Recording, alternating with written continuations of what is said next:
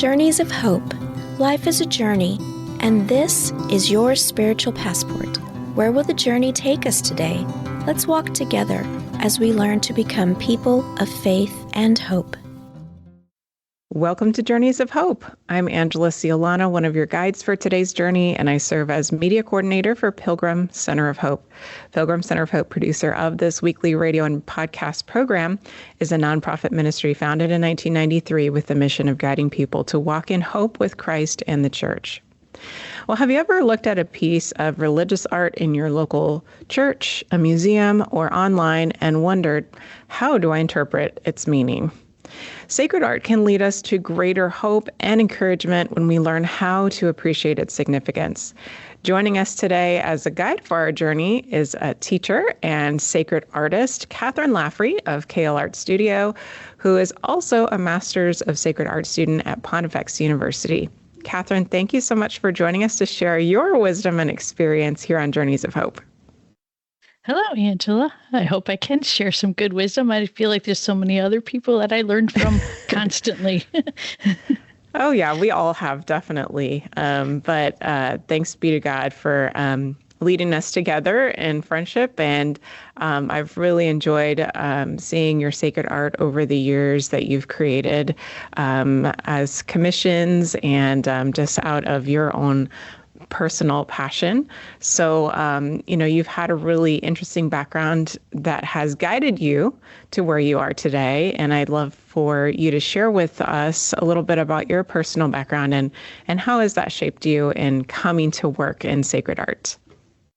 Yeah, I guess it's a long story. I'll try to wrap up because art has just always been part of my life. So even back when I was really little, my mom actually saved my very first drawing that I remember doing. And I was 3 years old and did a drawing of the zoo animals I just saw. And when I looked at it later, I went, wow, that was pretty good. I'm surprised I did that. But no, I just had a good family upbringing that just constantly supported my artwork. Both my parents had been growing in their Catholic faith constantly. And that's the best thing. Constantly growing in faith. There's so much more to learn all the time. And it just really brings out the creativity. It's wonderful. Then on my dad's side, he's only second generation Polish American.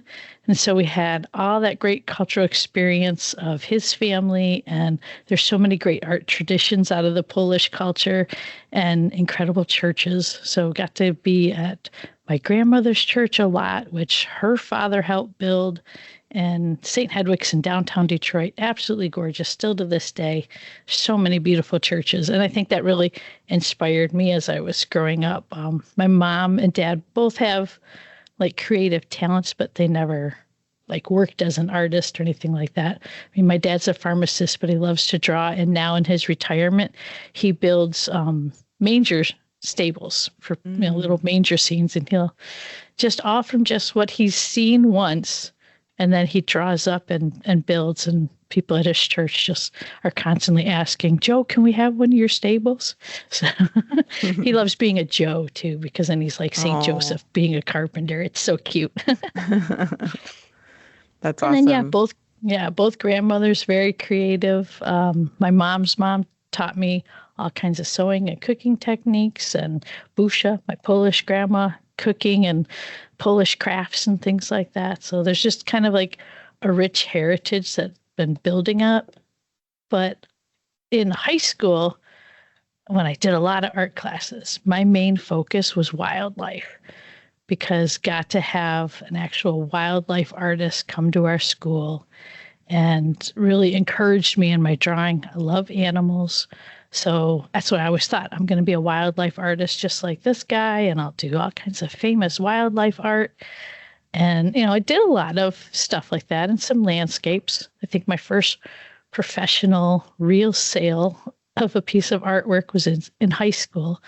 I worked as a golf caddy, and one of my golfers said, "Oh, you're an artist. Can you do a painting of this for me?" And so I did a golf course landscape and sold that and was like, wow, I can actually make some money. So it's pretty fun. But to what brought me from doing wildlife and landscape into sacred art was actually something that happened at Stations of the Cross not even 15 years ago. And just hearing the words of, they gave him his own. And it was when Jesus is given his clothes back after the scourging, and had this image that just stuck in my mind. And it's like, oh, that would be a beautiful piece of artwork. But because I spent all of my time doing wildlife art and landscape, I felt like my skills as a figure artist were not that good. Like, I felt like I can't draw people. I can't get faces right. Couldn't do hands and feet and all that, get body proportions right. Which is funny because now looking back, I've seen a lot of artwork where you can tell where an artist's focus is. Like, they're better at wildlife, nature, or they're better at human. It's hard to be really good at both. So I wanted to learn more. And then every time I was at Mass, there's always be something that would just stick out in my mind of, oh, that would be a great visual. And then a local church had monthly talks. They'd bring in people. They happened to bring in an architecture firm. And they were talking about Pope Benedict XVI, talking about the way of beauty. Loved this talk. It was fabulous. It just really got me on fire for, yeah, we need something more. And I had read bits and pieces of his book, The Spirit of the Liturgy. Great talk on art and stuff. And there's too many times where I've been in and out of churches, like they call them like the suburban parishes, because they look like they could be any type of church. It's sad because they look like they're like made to be resold as anything, a warehouse, a fast food place. I don't know, but and after growing up in the old Polish churches and seeing, okay, this is what a church could look like to inspire beauty and really grab hold of you, I was just like, okay, how can I help make this better? So getting all these images and thoughts, how can I make this better? I got to learn more. I searched the phrase, the way of beauty, and came across David Clayton. And he wrote a book, The Way of Beauty. He did a video series, The Way of Beauty. And it happened to be the year he was starting Pontifex University and its Masters in Sacred Art program. So I was like, okay, is this for me? I don't know. I was working as a production artist at a little home decor place, doing hand-painted different home decor items. And I was like, yeah, this is really good for me. You're in your comfort zone. You're like, okay, do I really want to push myself? Do I have time for classes? And then I'm driving home from work and hear on the radio a little ad, a blip about the university. And I'm like, okay, I got to do this. So, got in and was happy because it's been years since I had been in school. So it was really good. I mean, it was a struggle at first to kind of get back in the rhythm of doing all that. It was nice. My job was part-time. The girls were all in school. I had time to learn more and was just really excited about everything I was hearing in my classes. The scripture study class and being tied into art, and then David's classes and all the instruction and, just a broader scope too, because the Old Testament professor was a Melchite priest, so you're getting a little more of the Eastern influence. And then with David Clayton being from England, you're getting, his influence of the medieval art that meant something to him in his conversion. And so all of that just kept building, but I was still like doing my own thing. I'm still working. I'm still doing my paintings. I'm still thinking wildlife art is my thing, but I'll do a little bit of this sacred art stuff. And then I got laid off in the big lockdown. It's like, okay, what am I going to do? And I had just finished a really big, elaborate cross-stitch gift that my daughters had given me for Christmas years ago. And I was like, I wonder if there's anything with needlework and sacred art. So, everything I'd seen up until then was painting, sculptures, buildings. Okay, where's the needlework come in? And I knew there were vestments and things, but I was like looking for something more, and came across the beautiful work of, I got to get her name right, Galina Tregubov. She's a Russian iconographer All of her work is hand-stitched embroidery, and it inspired me. I was like, this is how I want to work. This is incredible. And she happened to publish online a book of how to make a real simple iconography of a guardian angel. So I kind of used that along with also, I'm like going, I got to refresh my needlepoint or my embroidery skills. And there's a great artist online. She does all kinds of embroidery work and liturgical work, Mary Colbert. And she had, thank goodness, instructional videos to refresh what I had learned from my grandmother when I was 12. And that helped a lot.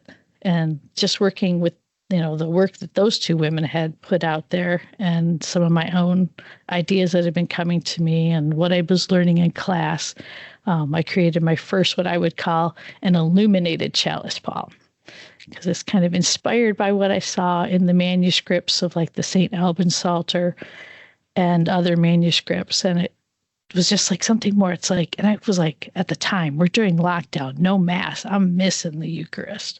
So it's like, all right, what does this go for? What am I going to do with this little piece of art? And then right away, it was like, this is the same size as a chalice pall. And it's like, oh, to let this be in the hands of a priest saying mass.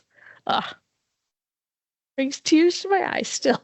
Yeah, absolutely.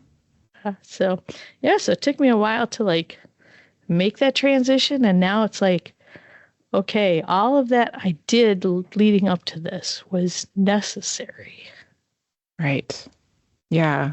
God works in these beautiful ways, and he prepares us for whatever it is that we have in this moment. Thank you for sharing that testimony, because, again, like the emotion that we're hearing in your voice is that testimony to what God is doing in all of our lives, really, is that God is constantly at work, and the beautiful things that he can bring us to do for his glory and for people to come to know God are just amazing.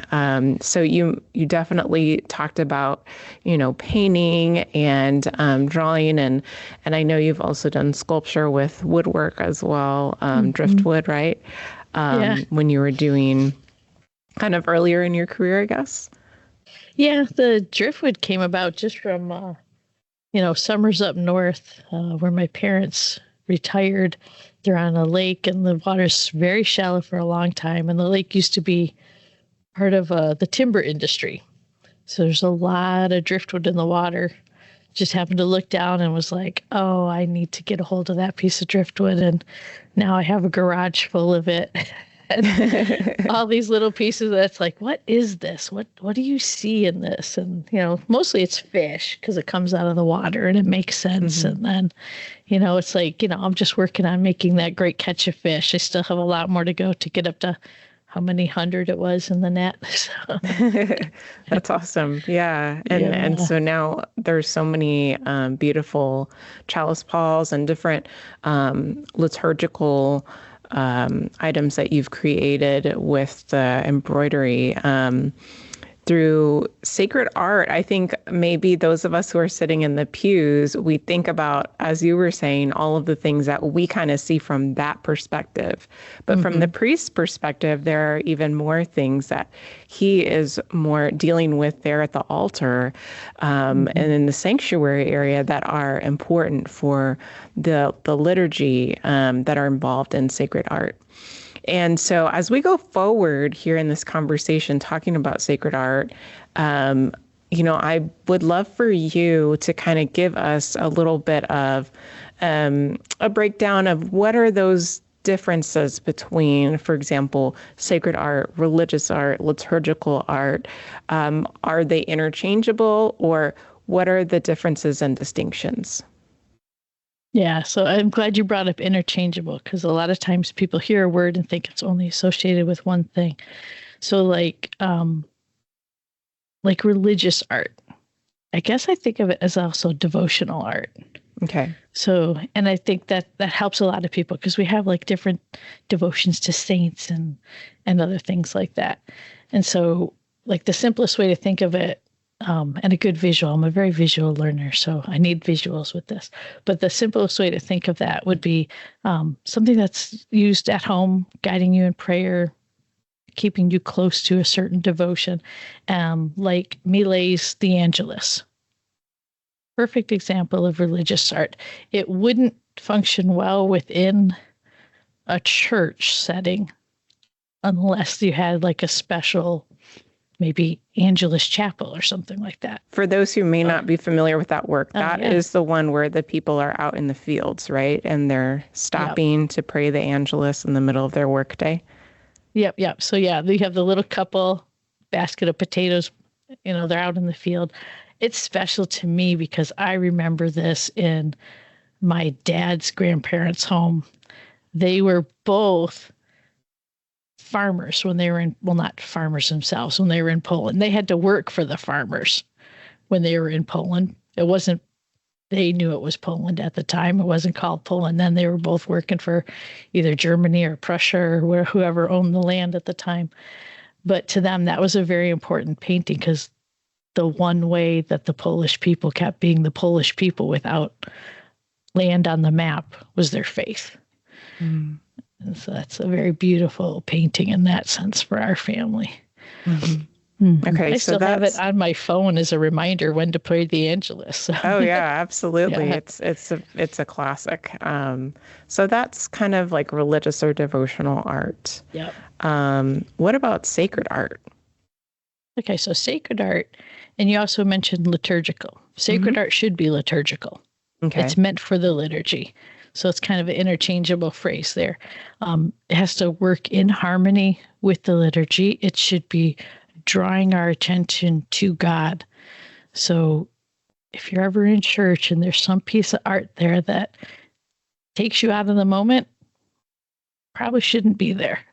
Where you get taken out of that moment, there's that one element that just didn't belong. That can happen in churches now if they're using a piece of art that's really maybe not sacred. It's not working together in harmony with the architecture, the art on the walls, the statues, the vestments, all of those little things that go into the liturgy bringing us to God. That high moment of our faith is the Eucharist. So it's all got to keep pointing that way. And I really love how Aidan Hart, he's an iconographer out of England, how he describes sacred art. And this is what he's said in several different books and his talks. Perhaps the most essential aspect of sacred art is that it mediates between a higher divine realm and our realm. It does not stand as an isolated object of aesthetic contemplation. Rather, the way its beauty is expressed, the artistic style, and the way it's used ritually, its liturgical use, leads us through itself toward its prototype. So it's all should be taking us to God. I love how he says it mediates between where we are and where we want to be. It's like a bridge for us. Yeah, exactly. Okay. Well, that makes a lot of sense. When we think about being Catholic, being part of the universal church, that is one of the special things I think that really can separate us, right? Is from, definitely we have our theology and we have the things that definitely create that uniqueness that sets us apart, but also that is reflected in, hopefully, right, the art around us in our worship spaces and even in our homes, as you were saying. Now, as we're talking about this, a lot of times people may look at a Catholic church that may be, maybe in the Gothic or a neo-Gothic tradition, something that's really ornate and beautiful, and they may look at that and that could become maybe an obstacle for them and say, well, why doesn't the church just sell all of this and distribute the money so that people who are poor in the world aren't poor anymore, or that they have things that they need?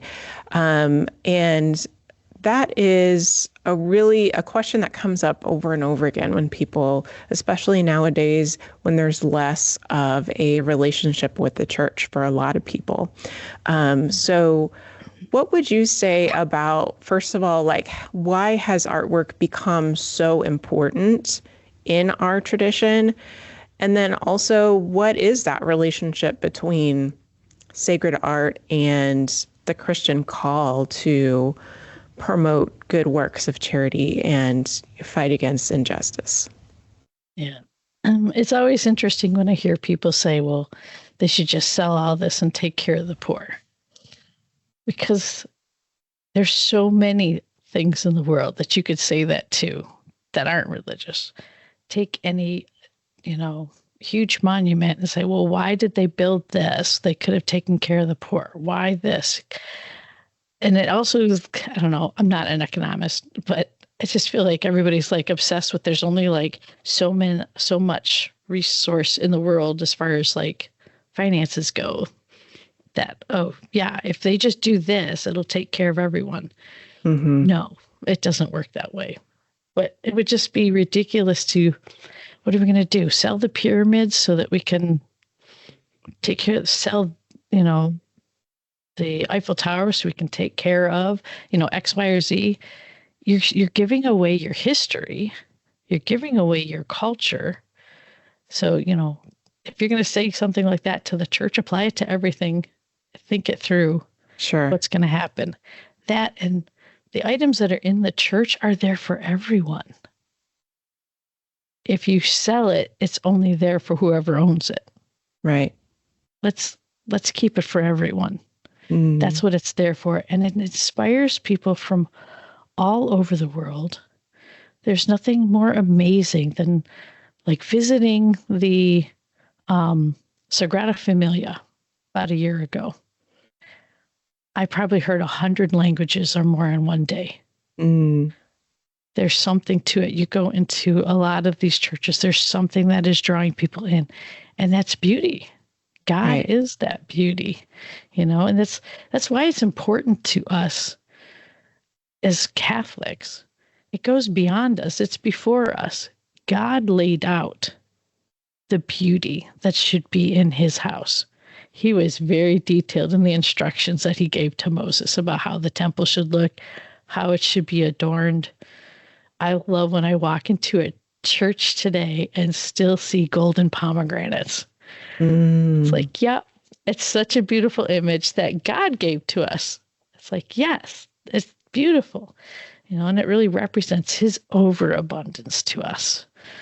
And so those are some of the things that it's like, yeah, it's beyond us. And then as far as like when art is suppressed, especially religious art, one of the first things that happens is it suppresses the dignity of the human being. Talk about that a little bit. What is how does that work? So especially when we think about the model for sacred art is the mysteries God has given us. We have the incarnation of Christ. We are made in God's image and likeness. So if we start saying that all this sacred art doesn't matter, let's whitewash everything, it eliminates our importance. It takes away the fact that being the image and likeness of God means something, that he created this world as beautiful it is with all its little details. And then to then say it means nothing, you're diminishing the value of everything God has created. Yeah. And, I think about, so often you refer to your Polish faith and heritage, and the person that stands out in my mind, of course, is John Paul II and what he did when he was younger. Right now, I'm reading his poem/play, The Jeweler's Shop. Love that. Yes. So my friend and I decided to watch the movie that was based on the play, nowhere near as good as the actual play. Never is. But he created that work as sort of an act of rebellion against the downplaying, the outlawing of Polish culture and works of culture and art in Poland during the war. And one of the beautiful things about his pontificate for me was how much he promoted the arts in different types of performance and creativity because he had that background, and he had that love for art. And, one of the beautiful things in his pontificate was calling up the people of Poland to rise up and renew their culture and to be Polish, in the midst of that, the strife and the hardship that they were facing, and not being able to fully express who they were as people. And so I guess what I'm saying in all this is to kind of go back to what you were talking about with our human dignity and the fact that, work and creativity and putting those talents that God has given us to use, in addition to making that art and that creativity that God has allowed us to have. It's almost like a co-creation with him, right? To be able to tap into that grace. That's why art is so important for us to be able to continue to create and make and have. Right now, I'm speaking with Kathryn Laffrey. She is a sacred artist, and she has taught me a lot about sacred art.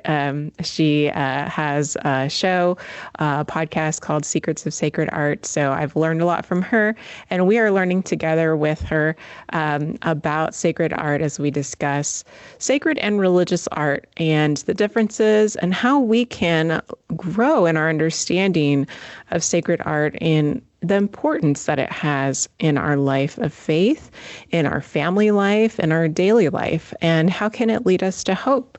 So we're going to be taking a short break. Stay with us. In our second segment, we'll be talking about practical ways that we can understand sacred art's deep meaning and how it can lead us into hope. Stay with us. Did you catch last week's episode of Journeys of Hope? That's a good thing to do during Advent for sure. Yes, Tom.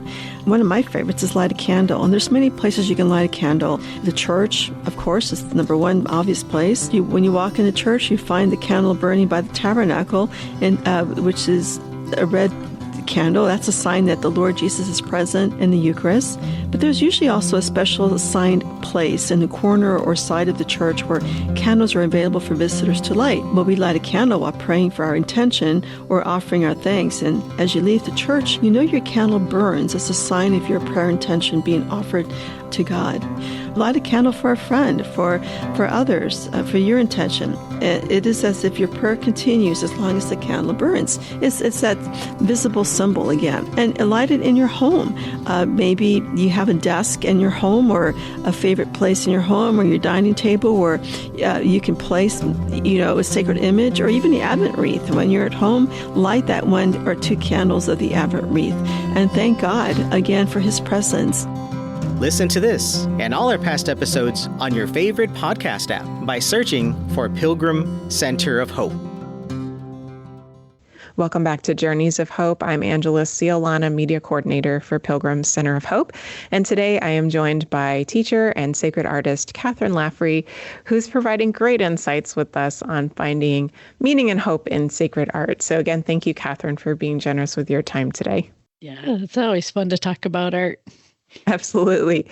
So, as we're getting into our discussion here now in the second segment, we'll talk about how can we as individuals really apply the beauty and the depth and the meaning of sacred art into our daily lives. So let's start off with you. How do you personally incorporate sacred art into your life of faith? That's a hard one to say because it feels like breathing to me. It's like always been incorporated in my life. Grandmas love having beautiful images out all over the place. You're given a little rosary to play with, little wooden ones when you're little. And then there's just always some little statue or something. And so it's just, it's part of who I am. But what's really neat is the position I'm in now, because not only am I praying with, but now I'm making sacred art that other people will pray with. And it's just this fun little circle of prayer that starts forming, because I'll have customers message me, set up commissions. And then I'm like going, okay, I've got all these people praying for me while I'm working. I'm praying for them. And I'm praying for the church where maybe the pall is going to be used, or the priest who's going to be using it. And so I make it a point that when I start working, I have like a special prayer that I say all the time that just kind of, lets God be the splendor of my work. I just want to be a tool in his hand. And I always end with, Jesus, I trust in you. I struggle with that a lot. I got myself a little overbooked with commissions right now. And so it's hard to keep up. But it's like, in my mind, it's like, oh, if I get this done for this day, it'll be finished exactly on the feast day. It'll be perfect. And then I end up going, oh, no, there's so much more that needs to be done. This needs months more or weeks more of work, So it never is my perfect timing, but his perfect timing. That's right. Absolutely. Yeah. And I appreciate that you mentioned too the prayer that goes into creating sacred art. It's not just like creating any other piece of art, right? Yeah. I mean, I can tell when I'm struggling personally or letting myself slip in my faith because I start struggling in my work. And so it's like, all right, I get the little reminder. It's like, let's reset, step away, and get it right with God first and then move forward. Yeah, that's so beautiful. And I think that's really encouraging for people to hear from a sacred artist. And I think that also may apply to all of us in a way, that whatever it is that God has given us to do in our daily life and our vocation, that we will do it better. We will be able to have more creativity, more joy, more openness if we're closer to God. Oh, yeah. Yes, yes. It's so funny how we think it'll just be easier if, and then we leave out it'd be easier if I stayed focused on God and everything else falls into place. Right. Absolutely. Yeah. So going into our day-to-day life with sacred art, I told you during our break that one of the things that I've enjoyed doing when I go and speak on behalf of Pilgrim Center of Hope is to bring in sacred art and pieces of art, religious art as well, for people to contemplate, to meditate on. And, sometimes I'll have the opportunity to share with people that these pieces of art are so deep in meaning they had no idea. And sometimes people kind of approach sacred art as maybe a little bit intimidated because it seems sort of distant and separate from their day-to-day life and experience and what we see on TV and, online maybe, and what we're sort of used to being exposed to in art and graphics and that kind of thing. So for the day-to-day average person, as a teacher, as a sacred artist, what advice do you have for someone who maybe wants to be drawn more into artwork and especially sacred art and wants to learn more about the meaning of it? The first thing I like to tell people, especially when they go visit, in particular, a church, they hear about a beautiful church and they just want to go see it, is to just be there. Just stop and let it be with you. A lot of times we try to figure out everything so quickly, so fast. I want to just understand this. Sometimes it's just about being there.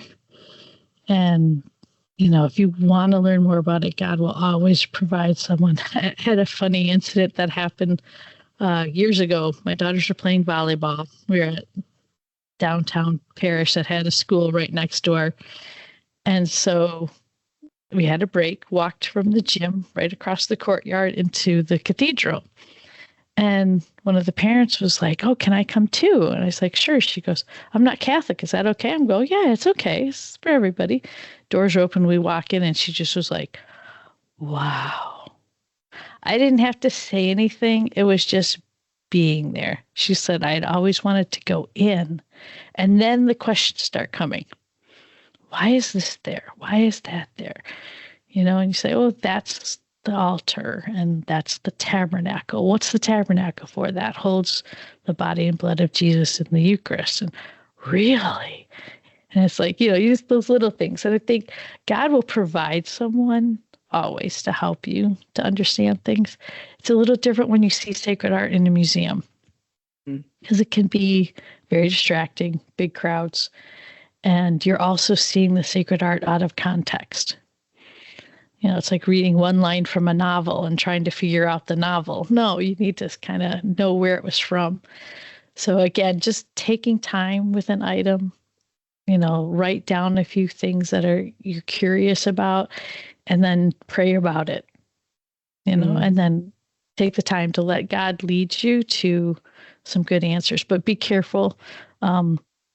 Even descriptions in museums are not always faithful to what that item was really created for. It's sad to see. I've been to a couple of museums or seen art exhibits of sacred art and just wondered why in the world did this person think that, this was about this or that. I had fun with my co-host of Secrets of Sacred Art, Alex. We were in England together, and I think it's in our very first episode, we talk about the museum curator started asking us questions because she's like, but that's not what we tell people. It's like, well, that sun and moon doesn't mean what you think it does. So. Yeah. So that the context is so important for sacred art, as you were saying. I'm curious, what are some of your favorite examples of sacred art if people feel like maybe they want to go looking for some special pieces? See, that's another difficult question for me. Everybody's like, oh, what's your favorite? All of it. I love it all. I mean, I'm very eclectic in my likes. And I mean, the stuff you see around the world just amazes me. I think that's probably the biggest thing for me is seeing how God planted the seed thousands and thousands of years ahead of time and how connected we all are. I'm working on Our Lady of Guadalupe right now for Paul. Then I get a beautiful video that's written about, what was it? Oh, the Flower World Prophecy. Oh my goodness. Wow. And then you get all the connections there and all the wow, God always has planted this little seed of desire. And you can see those universal bits that God's bringing us all together with. And it's like, yes, that's what I love about sacred art is it is so universal. God knows us better than we know ourselves, and he'll give us beautiful things to look at. But I have to say, like, some of my favorites that have captured me ever since I was a child would be the Zettler stained glass work from the 1800s. Gorgeous work, especially their big cathedral pieces that are so elaborate. I love stained glass. My godfather was a stained glass artist. Okay, slight bias there. But it's just, That's one cool. of those things that get me. And then I love early Byzantine mosaics. From when East and West were one, it's like, yes, both lungs, let's go.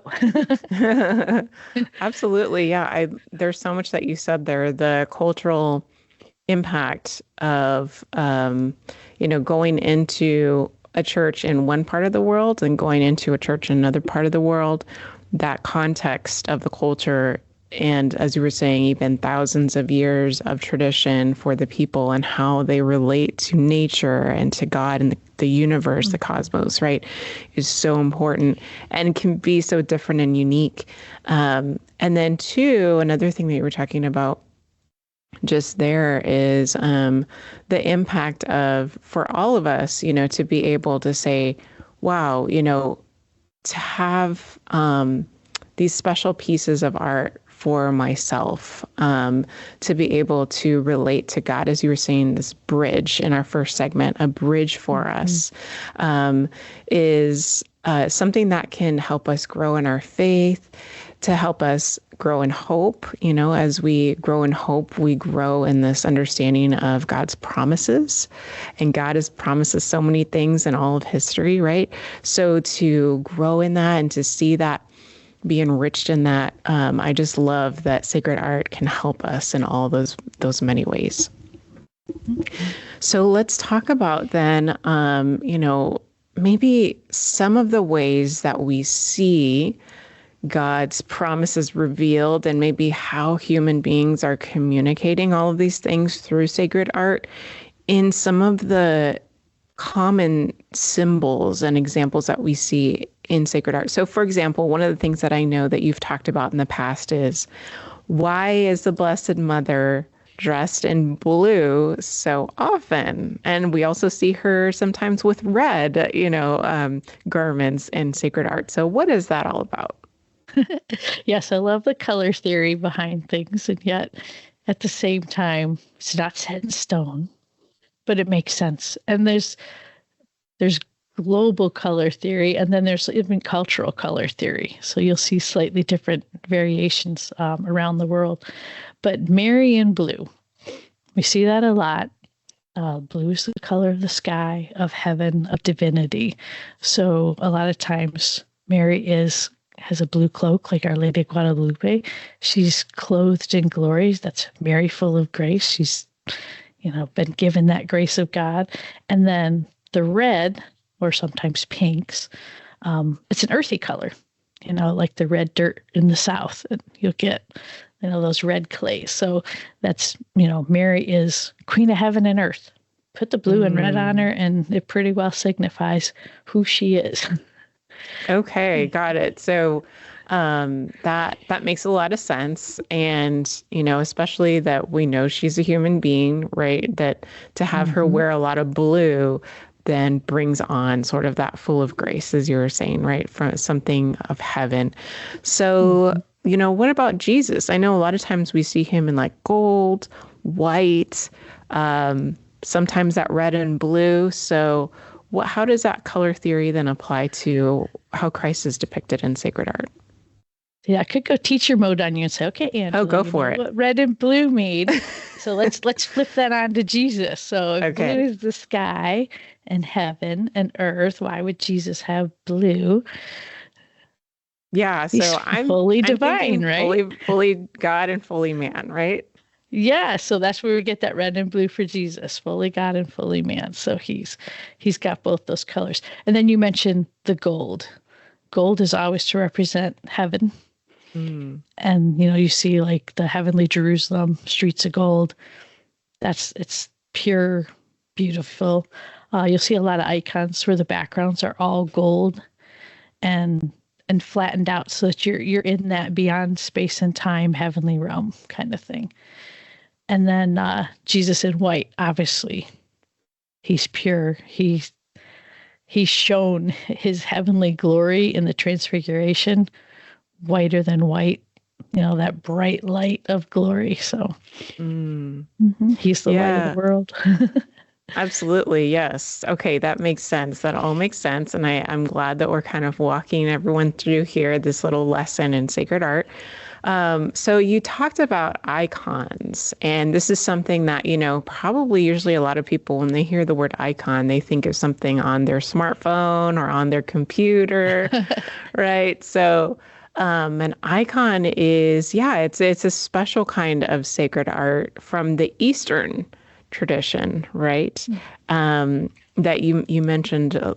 The background is gold, usually, maybe sometimes silver too.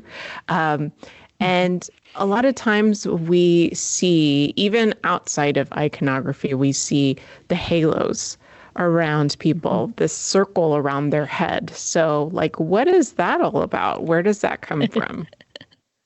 Yeah, it's fun too. Also, it's hilarious because some of the paintings I've done, people are going, well, that's not an icon. Well, yes, I know it doesn't look like a Russian icon, but an icon is an image. there's different types of icons in iconography. Like I love the Coptic iconography, beautiful in its simplicity. So the halo. So that halo, the circle, think of a circle as being like the number one, that oneness of God. And so if someone has that halo around them, it shows that they are with God, a saint in heaven. So they're part of that divinity of God now. So it's kind of like joined into God.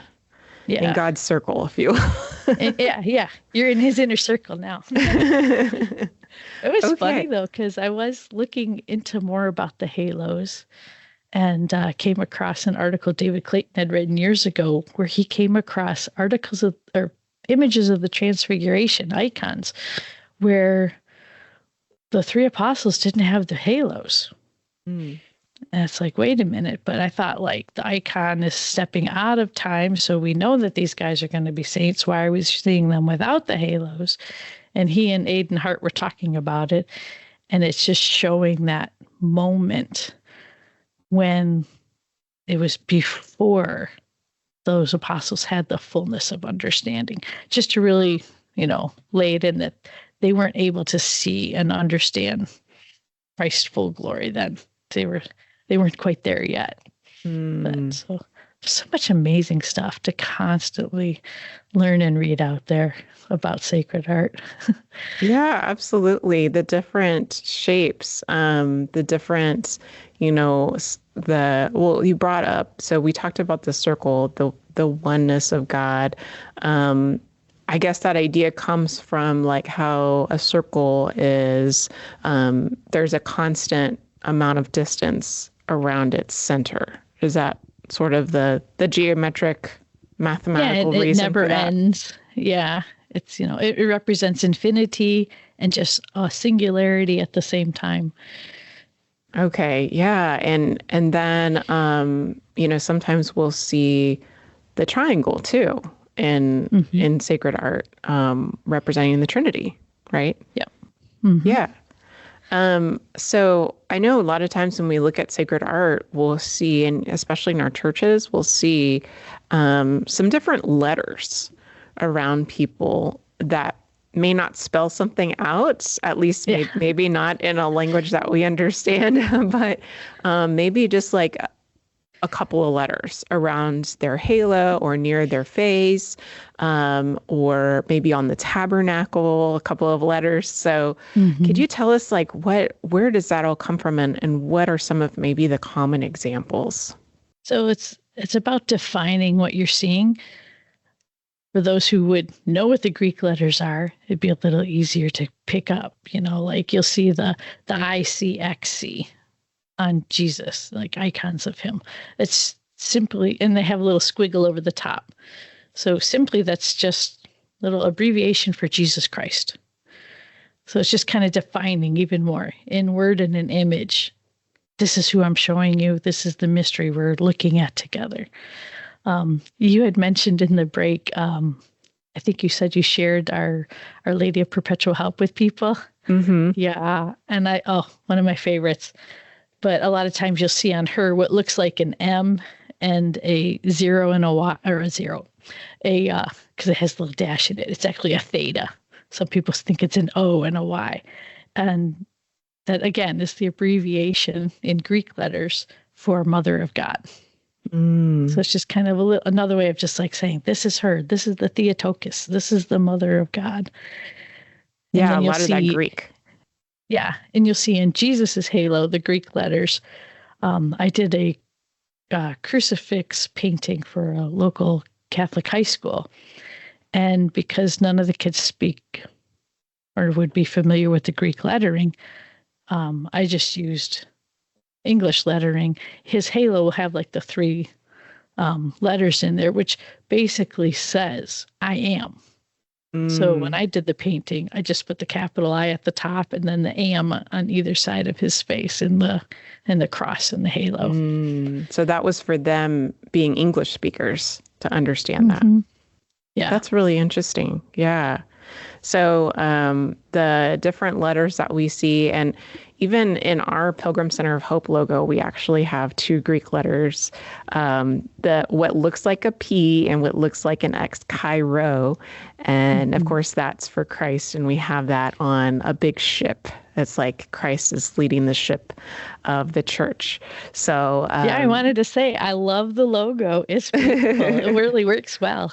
Yeah, thank you so much. So are there any other common like symbols and sacred art that you maybe want to point people to as they're keeping their eyes out? There's so many. I would recommend just watching the show, Secrets of Sacred Art. But you'll see a lot of things. I mean, colors individually can mean something. I always love seeing what colors different churches choose for St. Joseph. Because I had the opportunity years ago to take an old statue back to its original maker in Chicago to have it refurbished. Someone had spray painted it with bronze paint because they thought it looked better. The church was like, no, let's get it back to how it was. They brought out this huge book and they're like, okay, what pose is he in? We need to flip through. What year was he made? All right, this is this St. Joseph. And he was in earth tones, browns and greens. It's like, wow, cool. Sometimes you'll see St. Joseph in yellows and purples. So they're trying to bring out different aspects. If he's in purple, they're trying to bring out the fact he's in the line of David. Because part of purple's royalty. a royal color? Okay. Yeah. And a lot of times he's in those brown colors, just, he's the earthly father of Jesus. He took care of him on earth kind of thing. So wow. Yeah. The fun thing that's really hard to figure out a lot of times is when you see statues or paintings of saints and they'll have some symbol or something that they're holding. And if their name's not there, sometimes you can get the saints mixed up going, wait, who is this one? And how do we know who it is? So it's important to have I think it's important a lot of times for people to have that name and the symbols with the saint, because it can get confusing over the years. Mm-hmm. Yeah, there's a lot of saints that had similar stories and similar things that happened in their life. But typically, especially with the apostles, whatever object you see them with is often the way that they were martyred or, or something else. I mean, definitely with Peter, we see the keys, but yeah, a lot of time I'm just thinking about St. Paul with the sword, which can also represent, I guess, the sword of the Spirit that he wrote about. But he was martyred, and I think about St. Bartholomew, I think it was, where he was that came to mind for flayed. His skin was flayed off his body, and he's often holding his skin. My goodness, that one is definitely an eye-opener. But there are so many different symbols for the saints, and also the skull is also something that you'll see with the saints. Is there like maybe one or two meanings that stand out for you when people see the skull that you would kind of point them to? Yeah, I mean, that took me a while to fully grasp that. It's like, okay, when you see the skull, you think of, memento mori, you got to remember your death and, know that it's all got to be in God's hands. Put your hope in him and, just that humility and understanding that your death will come. It comes to us all. When will God call you? You don't know. Right. Yeah. Definitely the humility, the mortality of our life. And there were so many saints also devoted to our Lord's passion, and his suffering. And so to see that, sometimes with a saint could be a reason for that as well. So Kathryn, this has all been a wonderful, we just got the tip of the iceberg here on sacred art. Thank you for joining us and for all of the beautiful work that you do in promoting sacred art. Oh, thank you so much. As we go forward, is there any last words that you want to share with people to encourage them to take sacred art into their lives? I just hope that everyone during, we've got Christmas and all these beautiful things coming up, take some time to find a beautiful piece of art for whatever feast day you're in and just sit with it a while and let God speak to you through the art. Absolutely. Thank you. This brings us to our jewel for the journey. As is our tradition, we want to give you a spiritual gem that you can reflect on throughout the week. And this week we give you the words of Pope St. John Paul II from his letter to artists, in which he said, "Not all are called to be artists in the specific sense of the term. Yet as Genesis has it, all men and women are entrusted with the task of crafting their own life. In a certain sense, they are to make of it a work of art, a masterpiece." Let us pray as our journey comes to a close. In the name of the Father, and of the Son, and of the Holy Spirit. Amen. Glory be to the Father, and to the Son, and to the Holy Spirit, as it was in the beginning, is now, and ever shall be, world without end. Amen. Fellow pilgrims, we invite you to embrace the way of beauty and come visit Pilgrim Center of Hope. View the many pieces of sacred art in our hallways, and learn more about our threefold ministry of events, experiences, including pilgrimages, as well as media outreach. We are a nonprofit ministry. Join us in this vital mission of evangelization as we guide people to Christ and the church. You can find the podcast recording of this program and learn more about our ministry at pilgrimcenterofhope.org. On the show notes for this podcast, as well as the website, we will have links to Kathryn's artwork and to other wonderful artwork that she mentioned during our discussion. You can also call us at 210-521-3377. That's pilgrimcenterofhope.org or 210-521-3377. Fellow pilgrims, let us strive to live each day with love, faith, courage, hope, and beauty. Until next time, may God bless you and safe travels on your journey.